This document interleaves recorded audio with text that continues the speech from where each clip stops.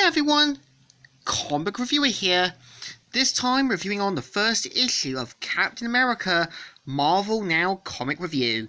Now, as you know, Marvel Now was Marvel's kind of a relaunch series that was meant to have Superior Spider-Man, Iron Man, Hulk, and so many other stories revamped and sort of fit the Marvel Now thing.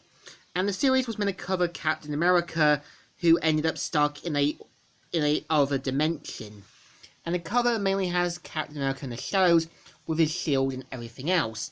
Now, in some of the early issues would cover Steve's childhood, and we see how back in Manhattan, 1926, we see his father and mother getting into an argument, saying, "Society will put us on the streets unless I what?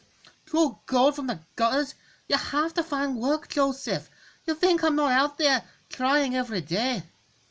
That new building's gonna be up on Jefferson's. The Fluminate's Irish. How many times will you make me tell you?" And we see how he gets annoyed and strikes her down. And we see how he kind of she thinks him as a failure, even though she's trying to advise him to sort of find actual work. And we see how he kind of points out that she's only making a few pennies in the garment factory. And this is where you can tell his mum tries to stand up to Joseph and gets her to see reason. And after a few brutal slaps and punches, we see how he eventually calms down and decides to head off to find work. And we see how Steve comes out from the table and asks why she didn't stay down, but she mainly points out to him that you've always got to stand up for others. I think the difference between Tony and Cap is we've seen how Cap actually built something from his experiences and made himself into a patriot and hero. And we see how Captain America is dealing with a terrorist group and their leader, the Green Skull, who's planning to drop a powerful bomb onto New York to cleanse the Earth. And we see how Captain America dives into the plane, and we see them saying, "You're far too late, Prince Protector of Pollution." And of course, ends up hitting one of his men and turning them into a tree, knocks them out of the way, and pretty much jams the bomb, and both of them getting out from the plane, and mainly falling down from the sky, which a police officer and a reckless driver end up meeting Captain America falling from the sky. And points about keeping the two men hostage, as well as the plane that's going to come down, and tell them to inform the Avengers. We see how Cap ends up meeting Sharon, and turns out it's Cap's 90th birthday, and of course head down to the bottom of the subway and head to the secret location, where they head to another area. And of course, only room for one more person, and Steve decides to go in.